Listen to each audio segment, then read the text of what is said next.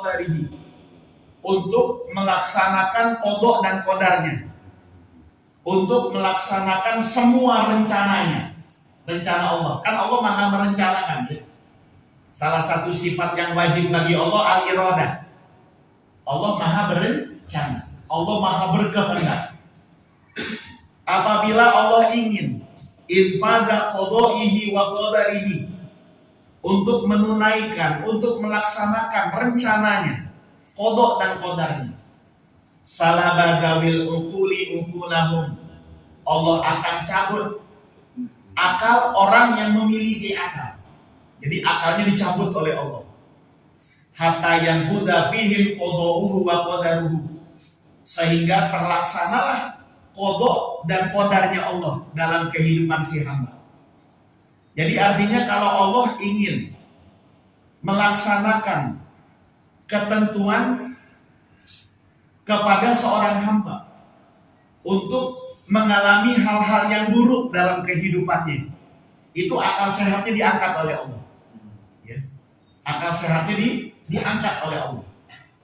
Sehingga dengan akal sehat yang diangkat, dia bingung untuk membedakan mana yang baik dan mana yang buruk.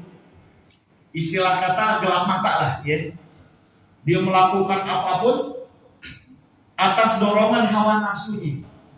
Ya kan, manusia ini ketika dicipta oleh Allah dibekali dua macam unsur.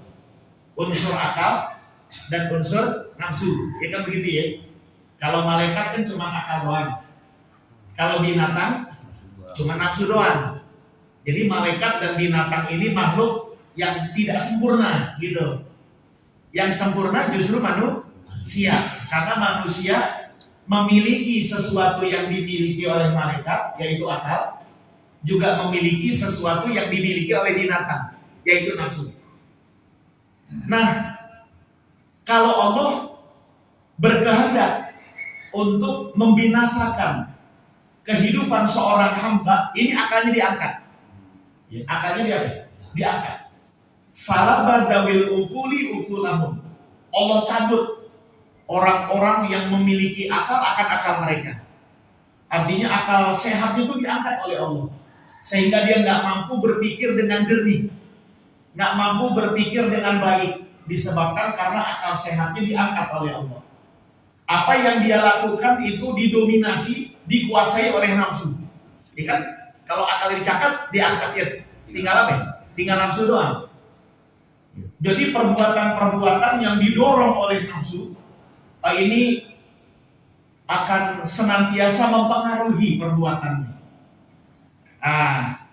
Faida mado amruhu, apabila sudah terlaksana urusan Allah, artinya rencana Allah sudah terlaksana untuk mencelakai, membinasakan kehidupan seorang hamba, roda ilaihim ukulahum, dikembalikan deh akalnya.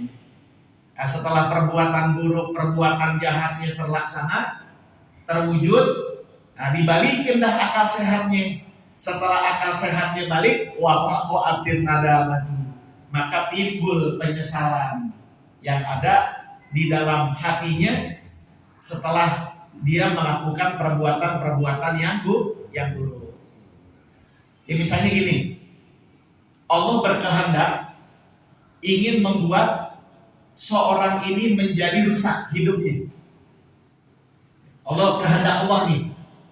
Nah, terus dibikin rencana oleh Allah dengan cara Allah kendalikan nafsunya, Allah angkat akalnya, sehingga perbuatannya itu hanya dikendalikan oleh hawa nafsu. Karena yang dominan di dalam dirinya ini hawa nafsu, dia nggak bisa tuh berpikir sehat. Emosinya memuncak. Ada orang yang bikin kesel, marahnya naik, akhirnya orang tersebut dibunuh. Orang tersebut dibunuh. Nah, setelah terjadi pembunuhan, Allah balikin tuh akal sehatnya. Dibalikin apanya? Akal sehatnya. Setelah akalnya sehat, akal sehatnya kembali, mulai sadar tuh, bukan apa yang ngebunuh ya gitu. Ya kan banyak tuh wawancara di televisi kasus pembunuhan oleh wartawan. Kenapa kok pamannya sendiri dibunuh. Kenapa kok bapaknya sendiri dibunuh? Jawabannya apa? Gak tahu gitu. Udah gelap mata, udah nggak sadar. Perbuatannya dikuasai oleh setan karena akalnya nggak berfungsi. Itu beberapa kali yang kita lihat wawancara di televisi terhadap seorang yang diduga kuat telah melakukan pembunuhan. Itu ketika diwawancarain kayak orang kebingungan, ya, kayak orang apa ya? Kebingungan. Ya. Dia baru sadar setelah pembunuhan terjadi. Dia baru sadar setelah perbuatan salahnya terwujud. Nah, inilah yang dimaksud oleh Nabi. Allah kalau berkehendak ingin merusak kehidupan seorang hamba, diangkat akal sehatnya. Maka dirinya dikuasai oleh hawa nafsu. Sehingga dia tidak tahu, dia tidak sadar, nggak bisa menguasai dirinya untuk mencelakai orang lain. Nah, tapi kalau sudah perbuatannya terwujud, terlaksana, baru dimasukin kembali akal sehatnya. Setelah itu dia apa? Menyesal. Menyesal. Ya, apalagi udah diproses hukum, di kepolisian, di pengadilan, masuk penjara. Udah, yang ada hanya penyesalan. Ya begitulah. Allah kalau sudah berkehendak untuk mengendalikan kehidupan seorang hamba, baik maupun buruk, rasanya sulit kita untuk menghindar. Karena siapa yang mampu untuk menggagalkan semua yang direncanakan oleh Allah? Kalau bukan Allah sendiri yang berkehendak. Nah, oleh sebab itu senantiasa kita memohon kepada Allah perlindungan, ya, agar kiranya Allah terus menjaga kehidupan kita dengan kehidupan yang baik. Oleh sebab itu pula selepas sholat dianjurkan kita untuk membaca doa yang diabadikan oleh Allah dalam Al-Quran.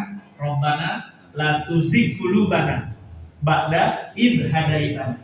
Ya Allah, jangan kau gelincirkan hati kami setelah engkau telah memberikan hidayah ke dalam hati kami ini, agar kiranya kita selamat dalam menjalani kehidupan di dunia. Nah, itu salah satu faidah dan fadilah membaca la haula wala quwata illa billahil aliyil azim.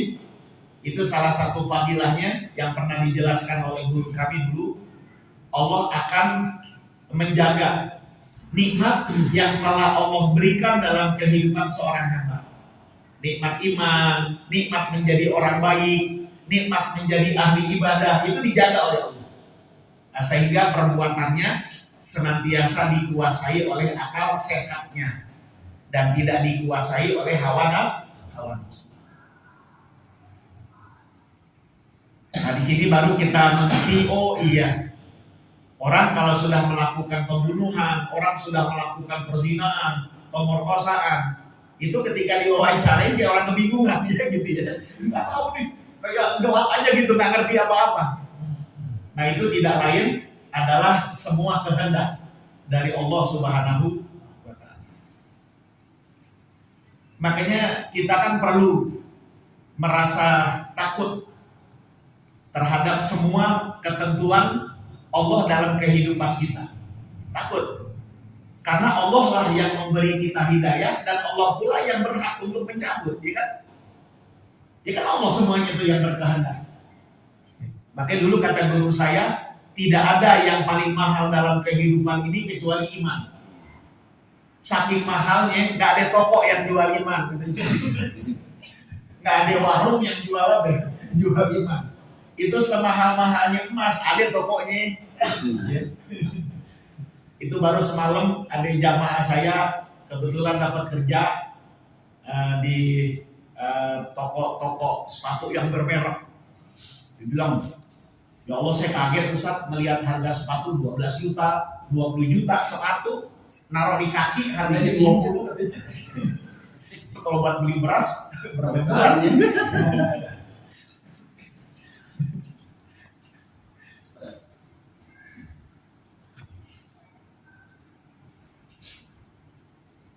Nah, jadi semahal-mahalnya barang bermerek, ini tetap ada apa-nya, ada tokonya. Nah, tapi iman nggak ada warungnya, ya. Nggak ada tokonya, karena itu menjadi karunia Allah yang dikehendaki untuk siapa saja hambanya yang Allah inginkan. Jadi nggak ada tuh di warung, di supermarket, di mall, gitu. Bang beli iman, tambahan iman itu nggak ada. Ya. Iman itu murni karunia dari Allah. Makanya beruntunglah kita dipilih oleh Allah menjadi orang yang beriman. Karena berapa banyak orang yang nggak dipilih oleh Allah. Banyak di antara hamba-hamba Allah ini yang nggak dipilih sebagai orang yang beriman.